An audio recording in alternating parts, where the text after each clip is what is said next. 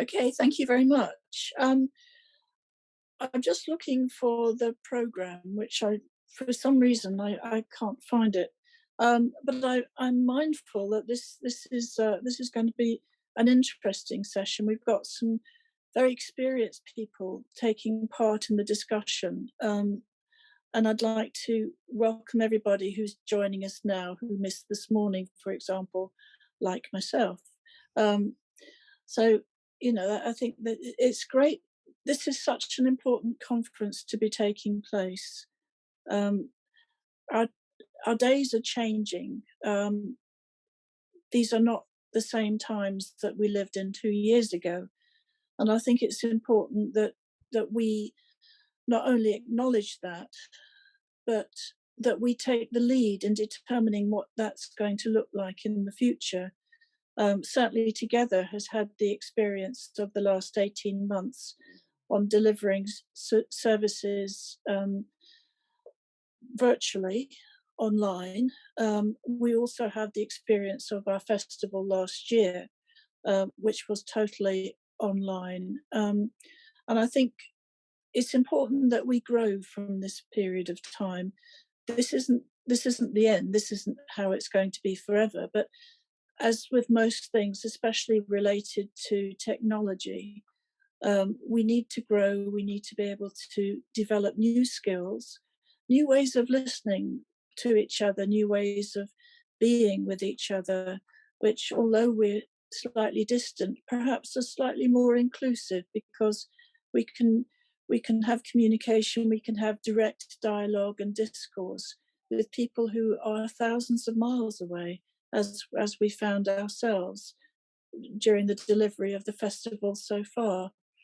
And that's been lovely. That's been really opening up doors which previously would have been closed. Um, would you like to guide me through the program a little bit?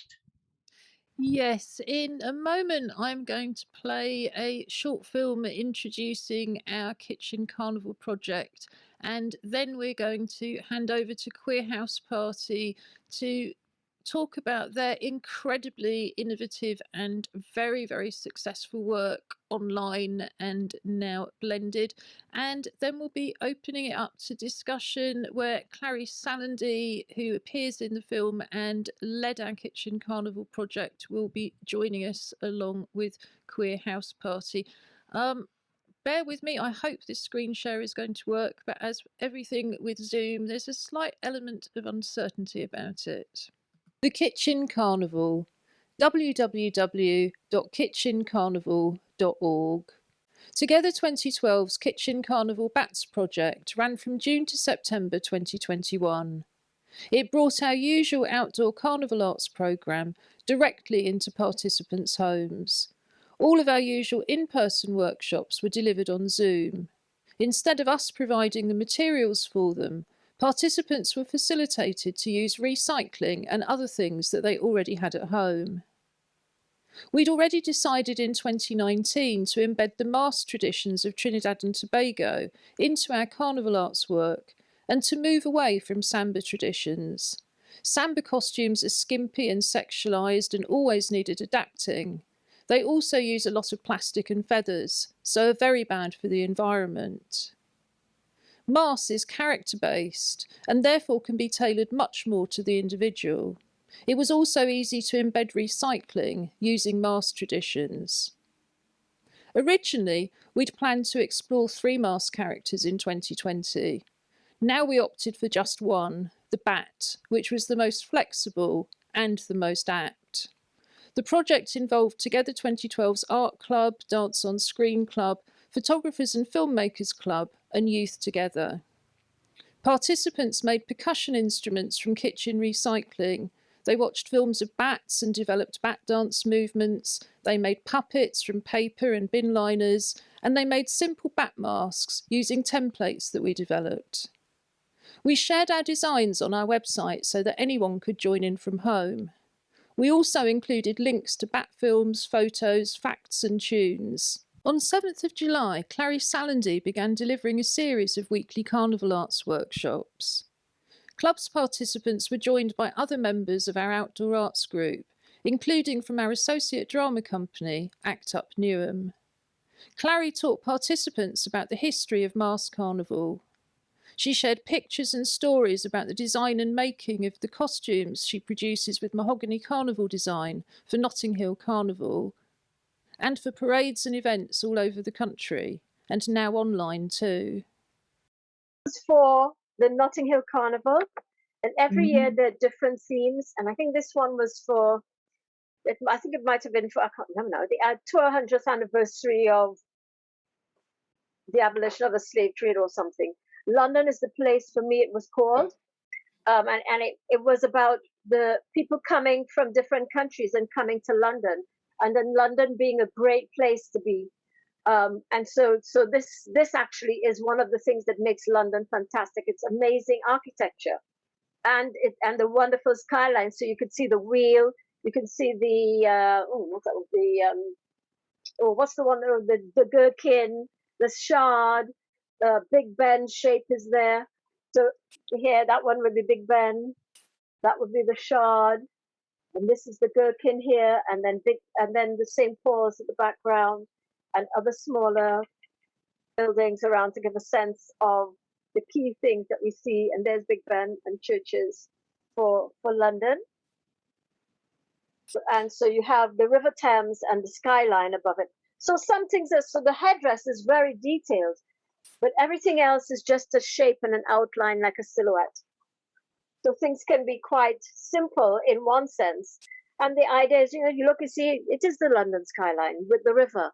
And that's one of the things that people love about London, is that it's this fabulous city with a wonderful river flowing through it. Clary supported participants to develop their individual characters. She helped them to consider how this would translate into movement. Clary also supported participants to develop their own mask and costume designs. First thing I'd like to say is that Carnival is not like some of the other parades. For us in the Caribbean, it's about you absolutely enjoying the moment. And because of the amount of joy you're having, everybody else actually gets that joy as well. So it's really important that you really enjoy it, dancing, and wow, this is lovely. And you look at someone and then they join in with you. So that engagement is really important. Now, we've given each of our bats a character, but at some point we could have done something that was more, because I tell all my group, eyes and teeth, and I say to them, okay, so if I'm dancing down the street like this, what do you think of that? I say, okay. And say, if I'm dancing down the street like this, what do you think of that then? And that's the difference between just being there and showing how much you're enjoying it, but then engaging somebody with you when you go close up to them and you dance, and they dance with you. And that's very important. So in terms of what we want to do there, whether we're scaring people or whether it's being fun, so the fact that you have a half mask, we can see the rest of your mouth. So are you laughing? How do we see your teeth? How does that work when you get close? So that it's fun. What does fun look like?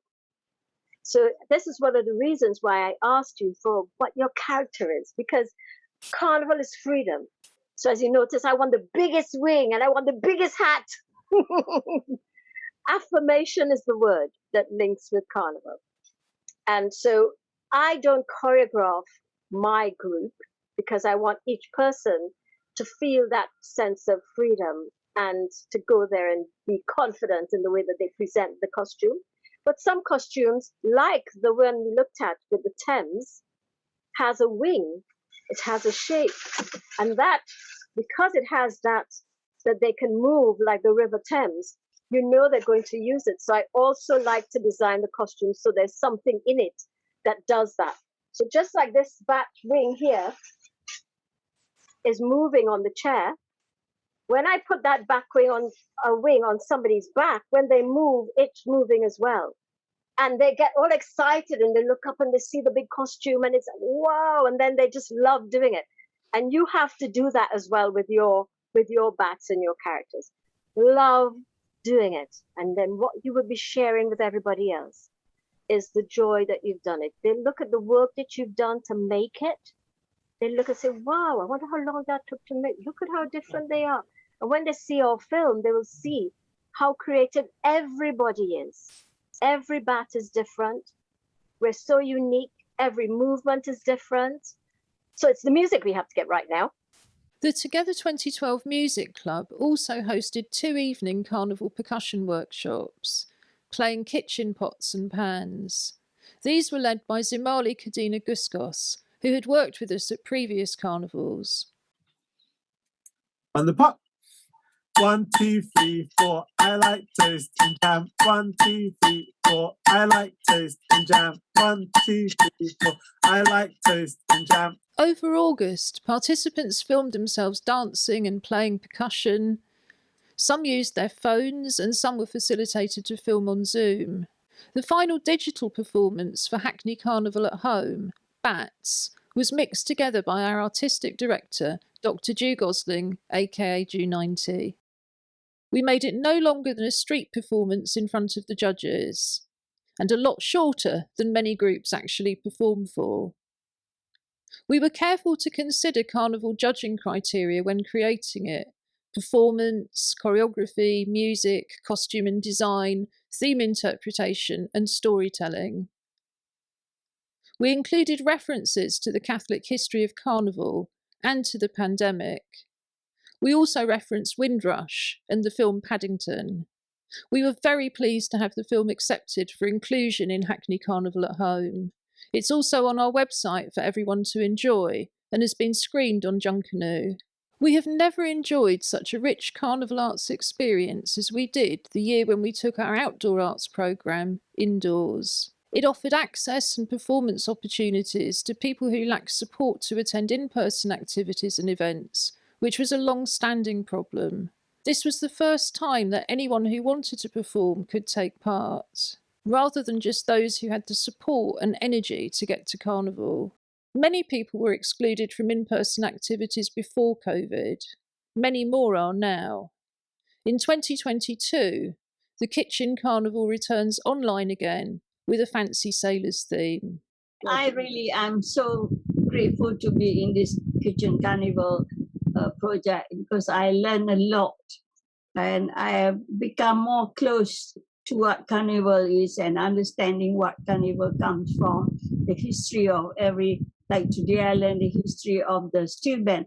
And I also learned a lot about I had a closer look at the face of the bat, the ears, the arms, the wings are longer than the body, and then how it's really, when it closes its head and face is really, really close up and it becomes so small. When it's flying, it's so big and it like covers the whole world. I really learned a lot. Thank you so much.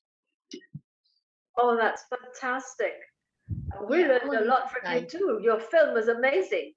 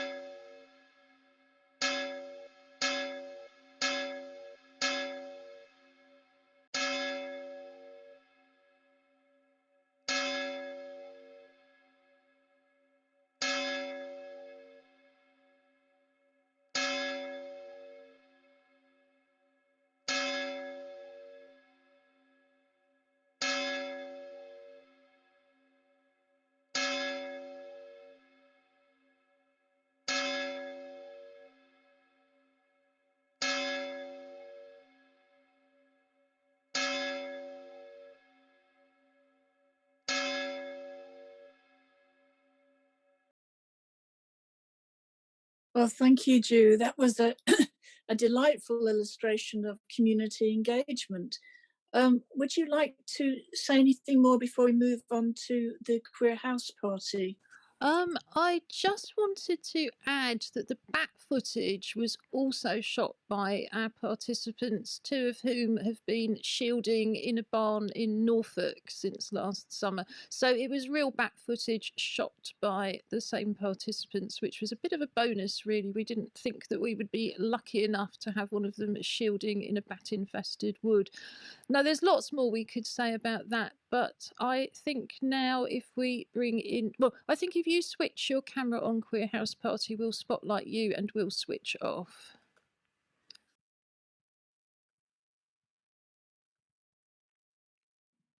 Hello. Am I spotlit? There we go. Hi, my name is Seren. I'm not all of Queer House Party. I'm one of the people who run Queer House Party. And thank you so much for inviting me today. It's a real honour and a pleasure to be here. And that was such a fantastic video. What an amazing project. I was just beaming the whole way through. Really, really amazing stuff. And I wish I'd been aware of it at the time. Yeah, really, really fantastic. So Queer House Party, I'll kind of explain a little bit about what we are, and kind of how we fit into the sort of work that Disability Arts Online does. So we are a DJ collective and community platform. We're queer and predominantly trans run. And we started right at the beginning of lockdown last year, so it was March 2020, because we were a group of DJs who were living together, and we realised that as people who were disabled or as people who were queer, we might have incomes that are a bit more unstable or precarious. And this was before lockdown had been announced, but we were aware that probably our income was going to be falling apart as clubs and the spaces that we found solidarity in were closing. So we decided to put on an online party on Zoom, and we had loads of people come. It was a huge surprise. We weren't expecting anywhere near as many people as turned up. And from there, we just started putting it on every week, and it grew and it developed into something much bigger than any of us could have thought it was going to be. But most importantly, it became an opportunity for us as queer event producers and DJs to engage with people from our community who were disabled or deaf or visually impaired and who required access services to access queer event spaces. Because we were an online collective, we were able to have conversations that we wouldn't have done otherwise because of the ability to have chats online with people from our community. And we were able to hear people who were saying, look, your party is great because we can come online, but you don't have BSL, so deaf comrades can't come along. So from that, we were able to bring on board the access team. And now we have a full access team. It's not a full access team, but the complete access team as it is comprises a BSL interpreter called Max, an audio describer called Dot, and a live captioner called Josephine. And they provide the access services for all our events. So we went then from putting on events while there was a lockdown online to transitioning into a hybrid form of event, which we call IRL URL, which means that we have a party in a venue in London, which is an accessible venue, and we also have an online party that goes alongside it. And what we've done is sort of tried to piece together in quite a DIY way, because this is kind of how we do stuff as Queer House Party. We don't have any investment, we don't have any private funding. We do it all voluntarily in our free time. So a lot of what we do is very gaffer taped together. So we've sort of come up with a format of event whereby we have our online access team who are dispersed around the country, and 3 of whom are still shielding. So they're streamed into the venue via screens and projectors and provide live access for anyone in the venue as well as in the online party, which I know sounds a bit complicated, but it's more streamlined than it sounds. And we also have an amazing steward who is a BSL, who uses BSL, speaks BSL, and they're in the venue as well for anyone who might need it. And we're also committed as well to having deaf and/or disabled performers as part of every lineup. And we work with an amazing access consultant called Jamie Hale, who provides support to them in working with us and in working with the venue.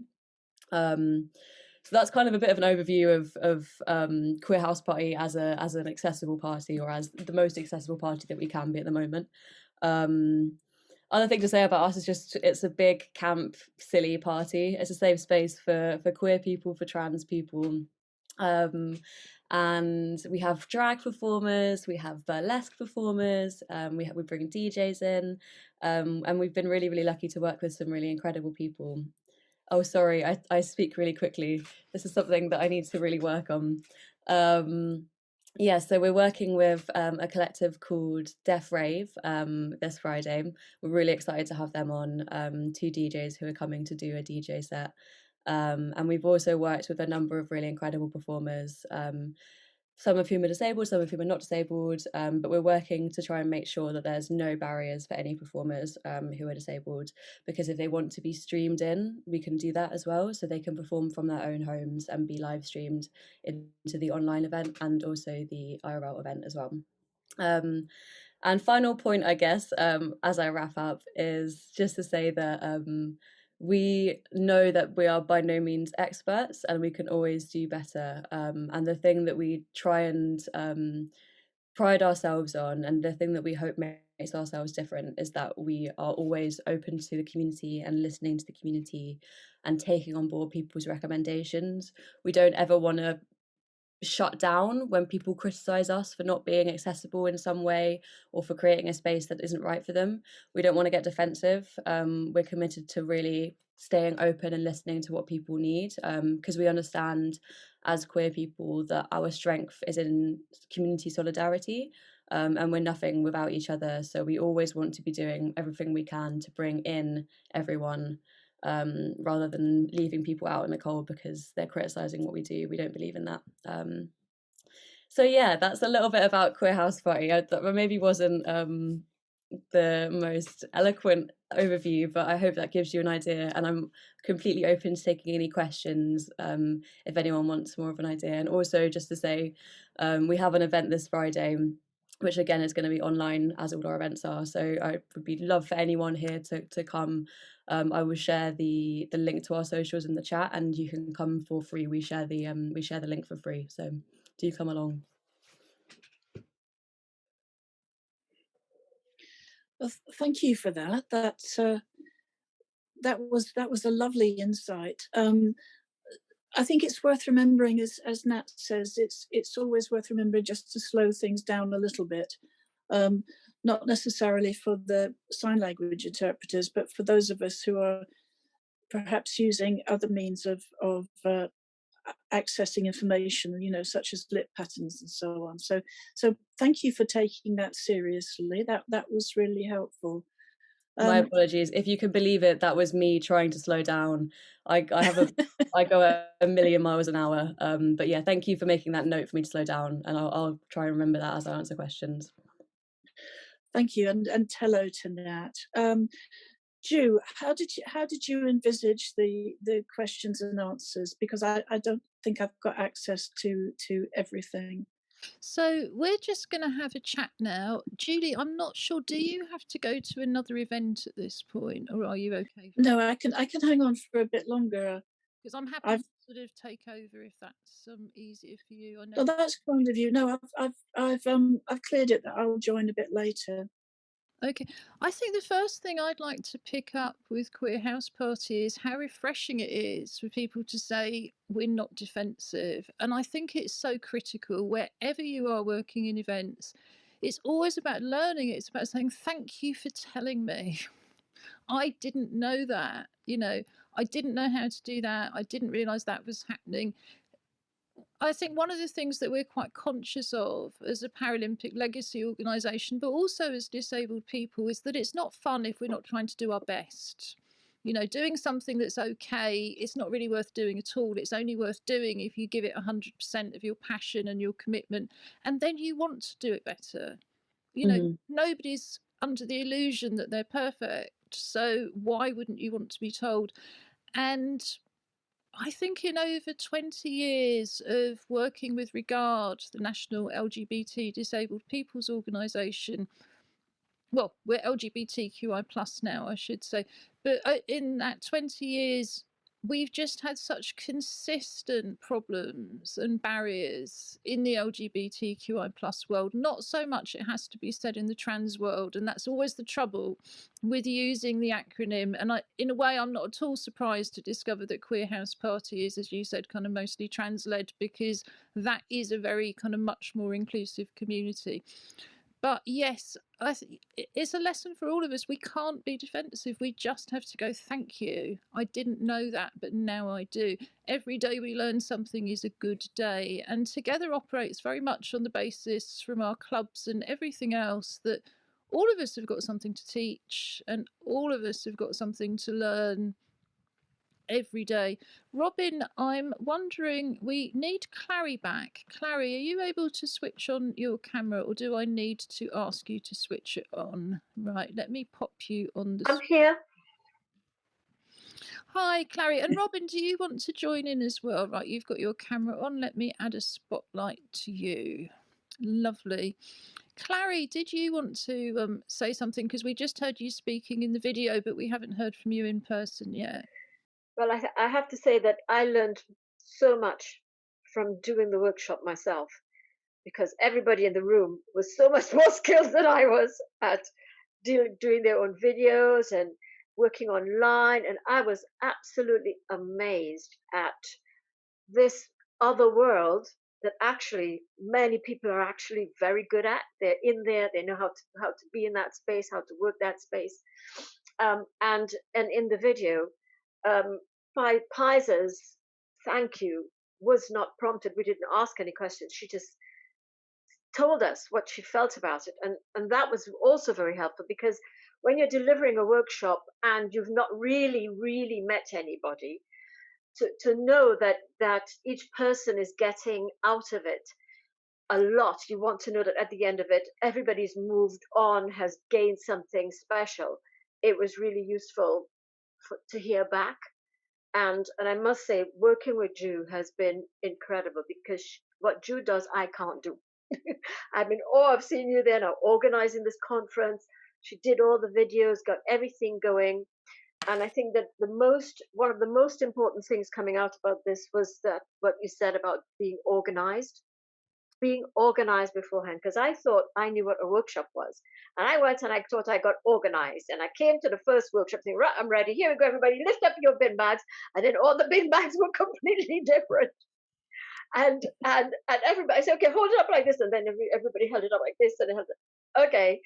So there was a huge learning curve between the first session, learning about everybody, and then the next session. From the time we did the first one, I could then make sense of everybody in the room and how to do an online workshop when you actually don't really know anybody who's in the room, and you don't know what everybody's abilities are. But it was the collaboration between Ju, the carers in the room. That's also important, because those people are there and they know the people that you don't know. So they know how to translate what you're trying to say to ensure that the people participating can get the most out of that moment. And as the workshop progressed, it was incredible, as you can see from the performances in the video and from what everybody made. Everybody's, as we said, everybody's piece was unique. And I'm glad that you thought that the movie, our movie, you call it a film, I'm calling it our movie. I thought it was extremely special, and I really look forward to doing our next year. Yes, Thank you. I just wanted to come in here, just to give some feedback to both groups. Something that I've noticed particularly as the chair of Together is something which I think is quite remarkable, and which I think other groups can learn from. The Queer Nation contribution, I think, demonstrated a real willingness to be flexible a real willingness to grow. And what's more, you listen to people, so that respect was there. And I think for Queer Nation, as you quite rightly said, Party. Queer House Party, it's so easy for people to feel marginalized and excluded. And when that actually does happen, it's difficult to find a voice again, to get back into it. So certainly with your explanation, your discussion of the work that you've been doing and continue to do, I think that's really remarkable to me, that you, as Ju quite rightly said, you listened to what people said. I think Clary, similarly, for the work that you've done with Together in the Kitchen Carnival project, I think it's absolutely remarkable that you are an expert. You came in, as indeed Queer Nation did, as experts coming into a situation where you had to start again and find a different way of doing things. And I think that preparedness to be flexible and that willingness to listen to people and to step back a little bit and to say, okay, I'm just going to move myself back a little bit and let you be the focus to tell me what you need and how we together can move alongside of each other and progress this. And I think that's really commendable. And I think Together does that very well. And I commend you as the artistic director as well for that. Ju, you wanted to say something. I'm sorry to have cut in. No, I mean, I'd always much rather listen to what you've got to say, which is, as always, very worth listening to. I just really wanted to sort of pick up that overall point that we're finding solutions together. We don't have answers yet, and when Clary came in to do that first workshop, none of us had any idea what was going to happen or how it was going to take place. And I think when we first saw the films that they were doing, we were probably quite surprised, because there were times when we weren't really sure that what Clary was saying was really being kind of listened to or was accessible in that format.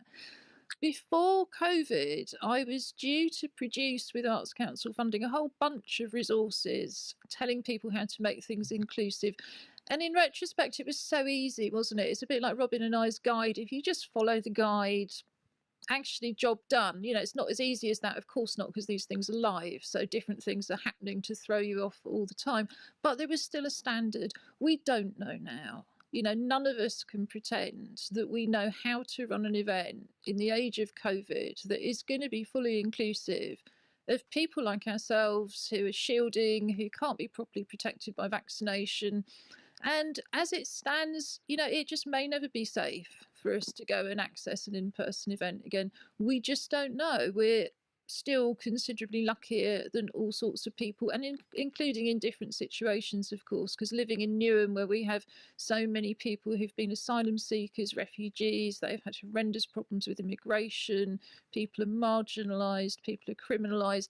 Being stuck at home is not the worst thing that can happen to you, and I think it's always really important, and we do very much acknowledge that. It's what you do when you're at home. But we are, this is why the focus of the conference is finding solutions together. None of us know. But I mean, Clary was such a wonderful workshop leader, and I think you can tell that with those couple of excerpts. But the other thing I just wanted to flag up really quickly is that we've been embedding recycling in everything we've done since we moved online. We've just been nominated, although I don't think we actually got the award, but we were nominated for Green Business of the Year in the borough, which was quite a feat for people who are just working from home and working online. But we did that for two reasons. We could have afforded at the beginning to send out some activity packs. And indeed, when we shut down, we we distributed quite a lot of the materials amongst the participants. But apart from the infection risk, it just didn't empower people, because then you're waiting for the next thing to come through the post. You're waiting till you can afford to go to the pound shop, or till it's safe to access the pound shop. Once you start looking at your recycling, then that's a whole different ball game. Robin's wife Tracy does a whole joining from home craft slot every week. The number of different things that Tracy's come up with that you can make out of recycling is quite phenomenal, isn't it, Robin? Yeah. So we lead a recycled craft activity in the art club each week. I think the challenge that we had with Bats was Clary very sensibly said we should do some template designs. And what I then had to think about was, what does everybody have in the kitchen? It's not just about what you have in the kitchen, and what might you have in the kitchen if you use a food bank? What might you have if you've just got a few bits and pieces because you're in a hotel? And we really had to sort of strip it back. What Clary was able to do with her session was make it much more individual again, because then people weren't just using the templates. And Clary came up with the most amazing amount of kitchen recycling, which makes me think you've never got time to cook. All those different plastic things that people were able to put together. But of course, lots of people have got all sorts of things in their kitchen. And it was great. And I think you could really see in the costumes how empowering it is when people say, yeah, you don't have to have money to be able to make art, in the same way you don't have to be non-disabled to make art and to take part in art. But I think it's just... But also, can I just jump in with you, Drew? It was also important to understand what device people were using to access. So if somebody was on a phone, on an iPad, on a computer, what they were able to see would be very different. And so having a room with the same people coming every time meant you could plan the journey for each person, knowing that somebody is only seeing it in a tiny square and somebody else is seeing it big. So every time I was presenting, whenever I came close and I went back, that experience was making a difference to different people in the room. So that's also important. As much information in terms of the organizing and the preparing before, that really, really helped to make the experience for each person specific and individual to them, helping to make it more engaging. Absolutely. And I think it's exactly this kind of learning that we need to ask all of you to contribute at the point when we are able to coordinate an updated section of our resources. I mean, it's certainly on Zoom. Performing last night, for example, we had postcode stories, and actually there was some crossover with the participants, but it's Act Up Newham, our associate drama company.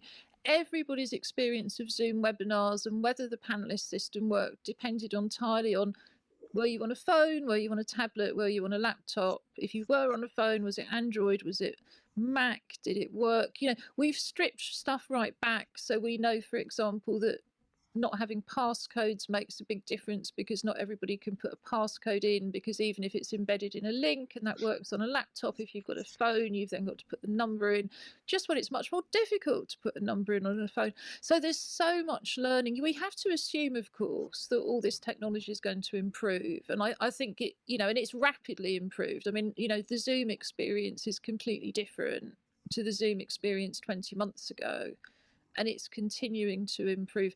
But yes, the devices was a really big issue. 50% of Newham residents don't speak English at home, and I think that was pretty much borne out in the oh, sorry, I've just had a caption box popped up. So yeah, and I think that was pretty much borne out in the participants. Probably 50% didn't speak English at home, so we also had to think about language.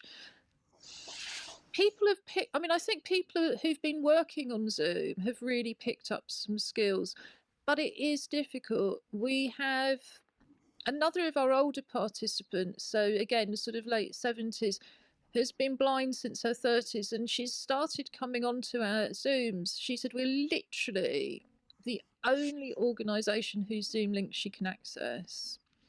And I thought once she'd managed to access us once, she'd have worked out how to access other people. But I think it is about how we lay the emails out. It's not perfect, but clearly we're managing to do something right that other people aren't doing. Some of that might be about not having taking the passcode option out, which we used to use. We didn't used to use a waiting room because it's actually harder for us to work. We used to have the passcode. Now we use the waiting room, because we understand that not having a passcode is much easier for the participants. Did you want to come in again from Queer House Party with your... Because, I think you must have had lots and lots of technical learning to be doing all this streaming backwards and forwards. Do you want to tell us a bit more about the technical setup? I think, yeah, thank you. I think I've had some thoughts kind of as you've been talking about how fantastic the performances were during lockdown, when the drag performers were coming from their kitchens, from their bathrooms, from their bedrooms. And I think that sort of drag and queer performance are has a sort of history of being sort of cobbled together from already existing outfits, and it's kind of quite a sustainable art form, because a lot of the time it's people sort of making their costumes from bits and bobs that they have lying around. And I think that really escalated during the lockdown, because people's performances became really creative and really embedded in the spaces that they were in, and that was so fantastic. It really like enriched the performance space, and it really brought something new to the art form. And like, we had one performer do an entire Whitney Houston number from their bath, which was absolutely incredible. And we were so scared the whole time that they were going to drop their laptop in.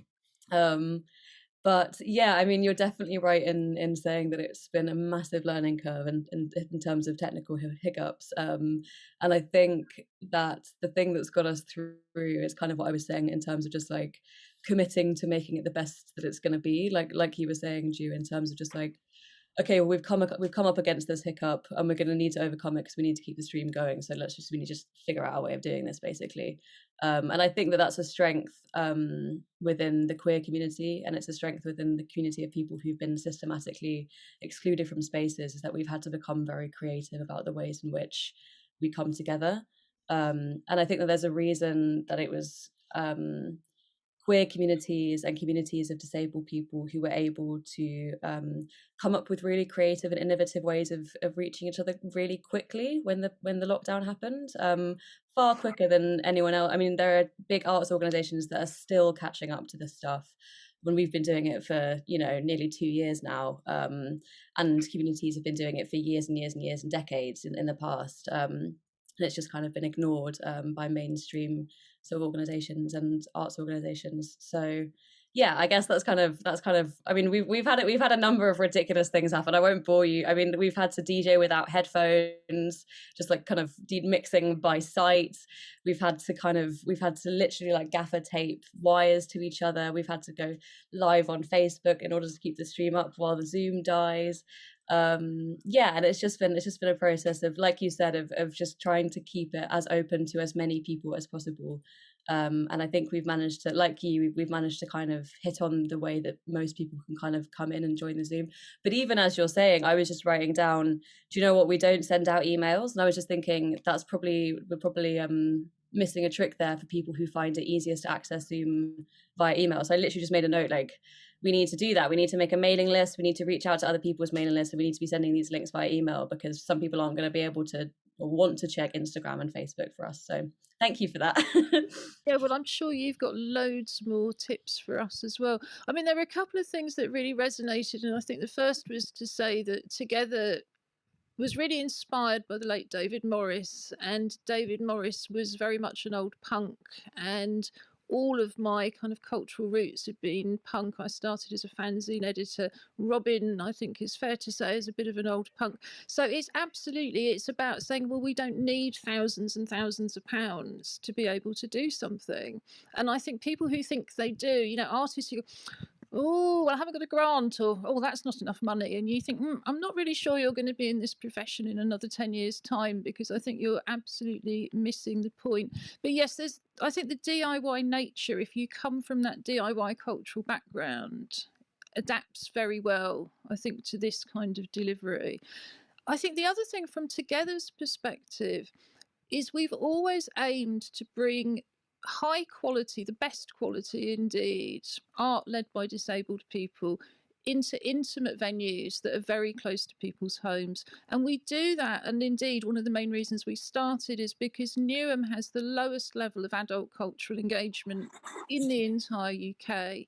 And all of the cultural facilities were in Stratford, which is not very well connected to the rest of the borough, although it's very well connected to the rest of London. So people weren't even used to travelling to Stratford to go to things. So our strategy was very much about bringing things to community venues on people's doorsteps, to use the community-based and the older venues in Stratford, and saw that as part of a cultural journey that would end up with the new facilities in the Olympic Park. But in fact, what's happened over the last decade has been that the community venues have been subjected to a closure programme by the council.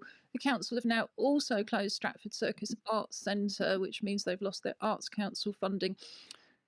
And that actually is really challenging for us, because if we were able to go back to in-person events tomorrow, we've no longer got anywhere in the borough we're based in. There's no longer anywhere to deliver them. And indeed, there's no longer a stage that people can hire in the borough to record something or to stream from, whether or not they've got an audience.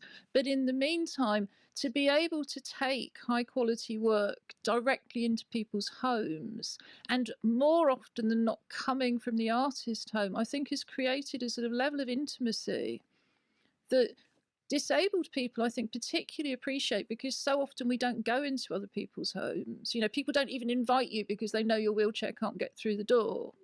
You know, or you can be a wheelchair user in a flat that's so small that you can't have other wheelchair users around. So, you know, one of the things that David did was start these social gatherings when he finally had a really big accessible flat. And the ethos of those gatherings, including the free food and drink, the poetry, the film, the live music, all of that comes from the ethos of David just setting up in-person gatherings that disabled people could come together with their friends for the very first time. So I can really believe that the home-based performances were really very, very special. And I think, you know, we had a lot of home-based performances last year. Everything is pretty much home-based this year, or unless people are recording in a studio. And yeah, I think there's something quite wonderful about it. You know, culturally, it's absolutely unique. But for so many people, whether they're disabled, women, carers, you know, or it's simply not safe to go out if you're queer, you know, the home is the site of so much creative production, and it's not been seen as that before. So I think that's been another really interesting thing to happen. We've just got 5 minutes, and Robin, I'd be really interested to know what you think. Well, so much been said. I'm not sure what else I can add. I mean, I think, you know, I very much come from the background of, if you want to do it, then do it. And if in the end there's a bit of money somewhere sloshing around, fine. But that's really not the start point. You know, the start point is the passion, the belief. You know, the motivation that you want to do it. Do it for you first. Do it, and you know, if you're doing it for you because it's good for you, you know, psychologically, well-being wise, creatively, then it's going to be good for other people. And I think that actually that sort of don't anyone take this the wrong way, but the lack of professionalism is sometimes more endearing than super high quality production values. You know, we don't. You know, we run our show, we make mistakes, but people don't turn up if that we make a mistake, like they do if the BBC suddenly goes black or ITV gets squiggly lines in the screen. They're like, oh, crikey, not staying on that. Whereas actually they're the kind of a different leveling of I think, emotional engagement, because what we're saying is that you're opening yourself up. You don't, very rarely when you're watching something on real telly, do you feel that kind of pull, unless it's an interview with somebody that you really like. Whereas I think that kind of the intimacy that kind of what Queer House Party are offering, the way that Clary ran the workshops, and again I was party from a distance to a lot of that because my wife Tracy was one of the bats.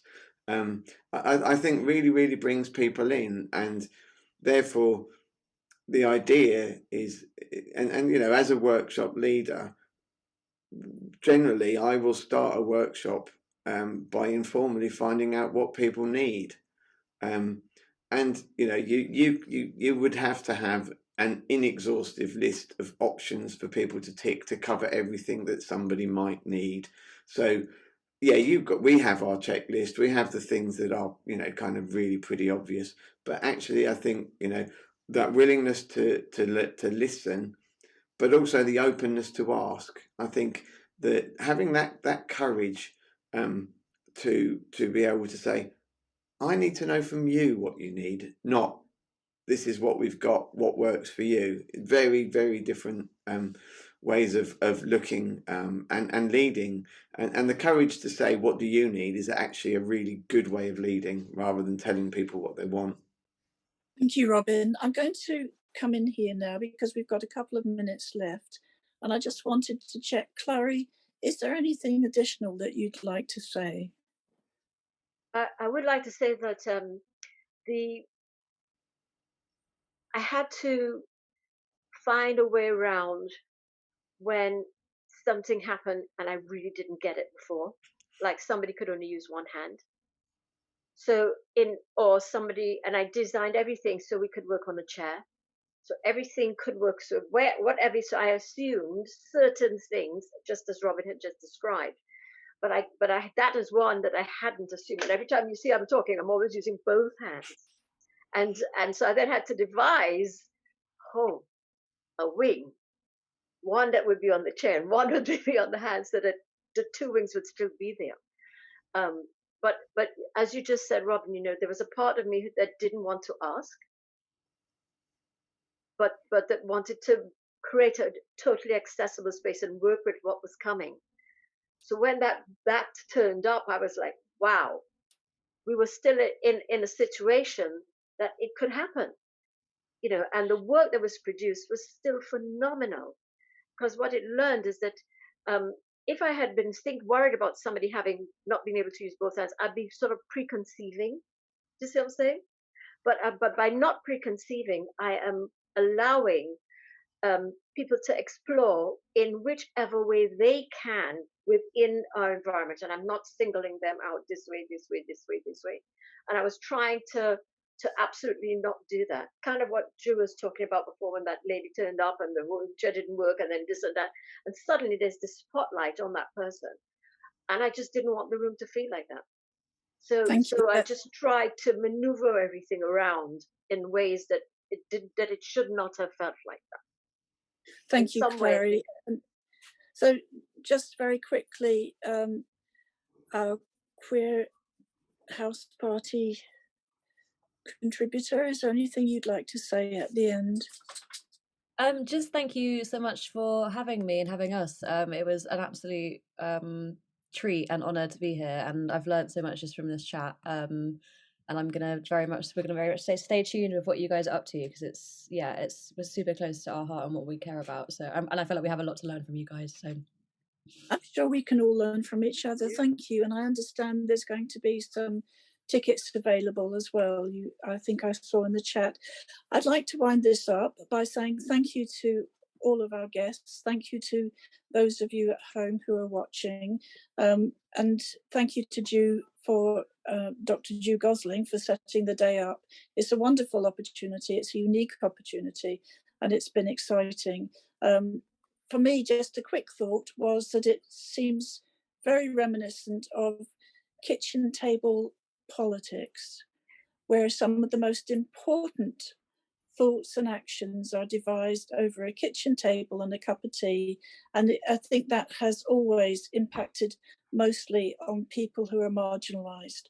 And that gives us an opportunity to come together, to find things we have in common, and to move forward. So at that point, I'm going to finish for today, for this session rather, and welcome you all back at 2:00, I believe, Ju, isn't it?